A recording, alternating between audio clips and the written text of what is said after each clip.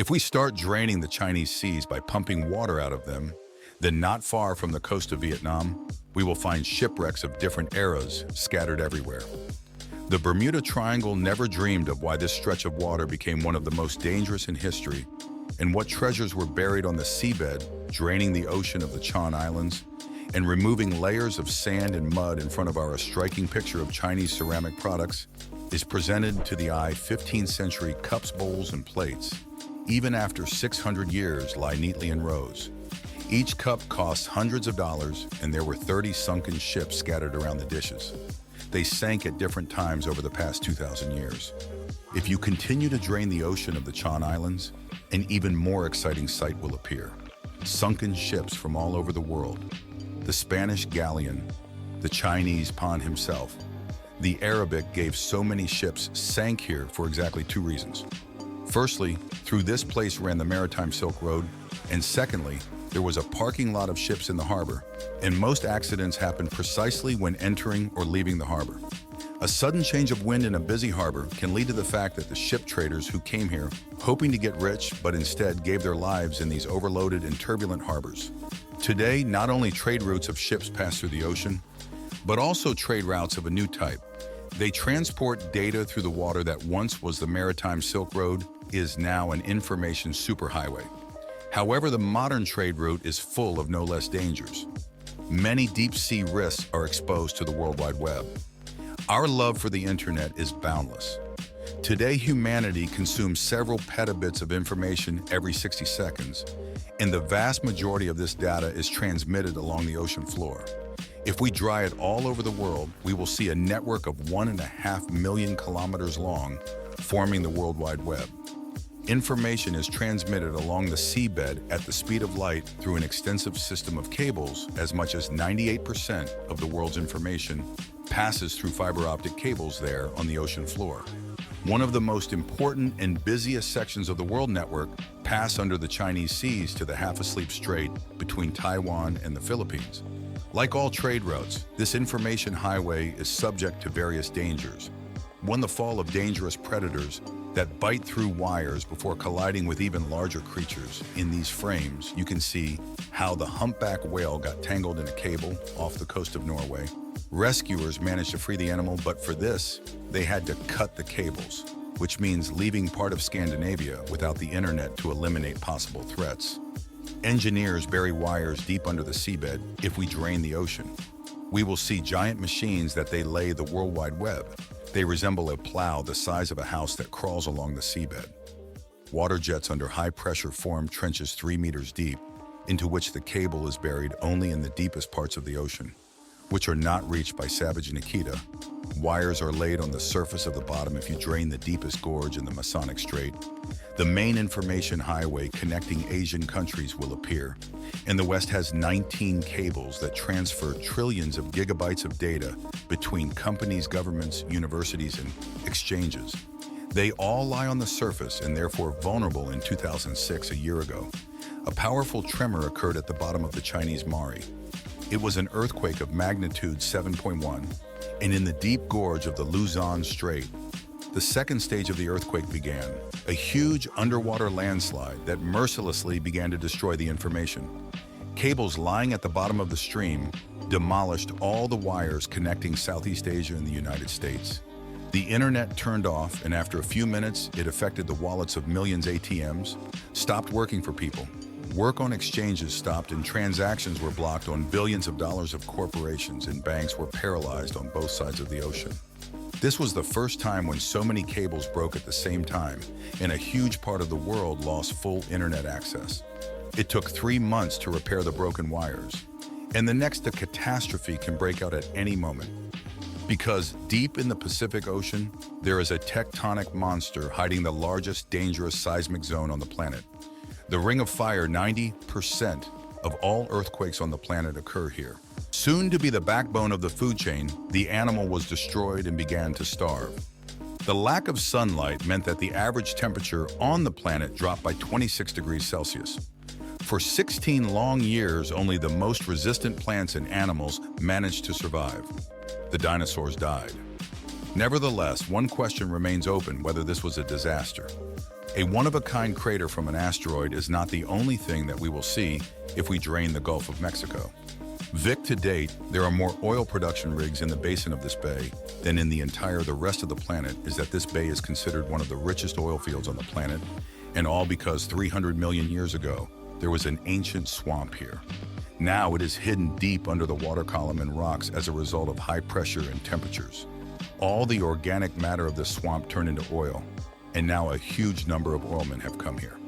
According to the state of the infrastructure, it is possible to understand only by removing all the water from the bay as it retreats. We can see the extensive network of corpses necessary for its oil pipeline stretches hundreds of kilometers along the seabed from the deepest wells to the oil. It's hard to believe.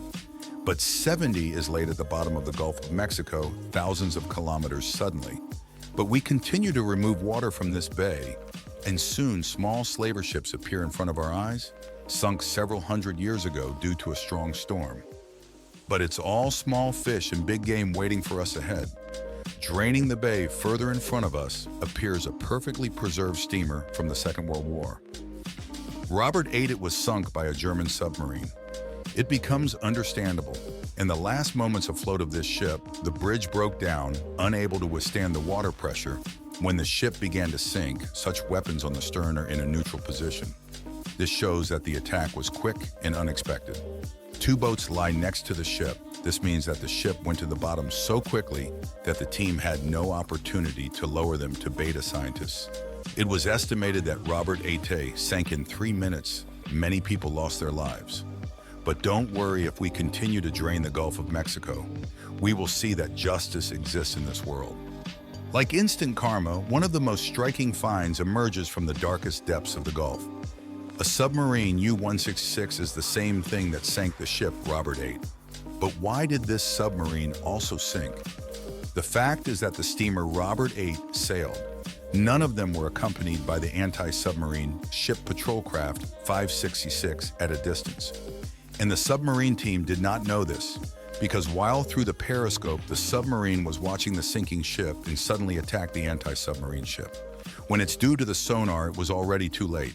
The submarine did not have time enough to dive very quickly. The hunter himself became prey. 2 depth charges were launched into the submarine. It went to the bottom when the steamer crashed. 22 people died on the submarine, all 52 crew members. But since we began to consider ships on the adried ocean floor, first of all, I want to look at the Titanic. However, the Titanic is just the most popular shipwreck story, but far away, not the most tragic thing. For example, if we remove water from the Chinese seas, then 200 kilometers south of Japan, we will find the top-secret battleship Yamato at the time.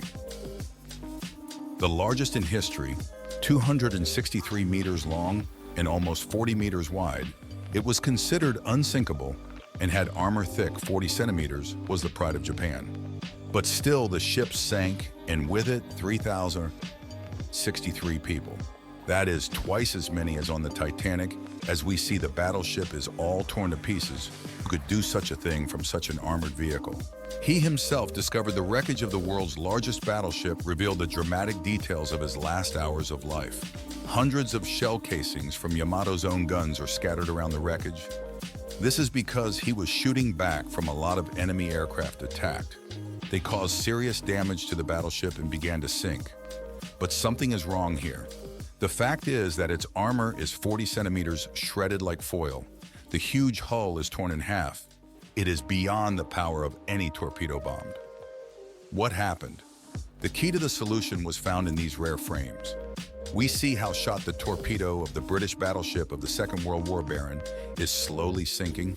When it began to capsize, shells began to fall from the shelves inside the ship as a result of the explosion. 800 people died from the wreckage of Winter. You can see that he suffered the same fate. The explosion that tore the battleship to pieces occurred just at the site of the second warehouse. Now it's time to drain the legendary Bermuda Triangle, on the territory of which, mysteriously, there are supposedly no more ships than in other parts of the ocean, which of course is far-fetched. But nevertheless, we can look into the depths of the Bermuda Triangle thanks to the data assembled with the help of sonar technology. Finally, we will see how everything works here. If you remove the ocean without water, the small islands of Bermuda seem They are located on the top of a mountain with a height of about 4 kilometers, of the only one in the middle of the Atlantic Ocean. Where did this mountain come from? Of course, as a result of a major volcanic eruption. This happened in the early stages of the formation of the Atlantic Ocean. The volcano grew for 1,000,000 years and eventually froze like a huge tower above the surface of the water. As a result, a huge volcanic island was formed that was 1,200 meters above modern sea level. After how the volcano cooled 30 million years ago, wind and rain eroded the mountain and formed a flat plateau after the glacial period. The water level rose and Bermuda remained on top of the seamount. Nowadays, reefs have formed on the nutrient slopes of an ancient volcano that surround most of Bermuda, and after running into which many ships sank.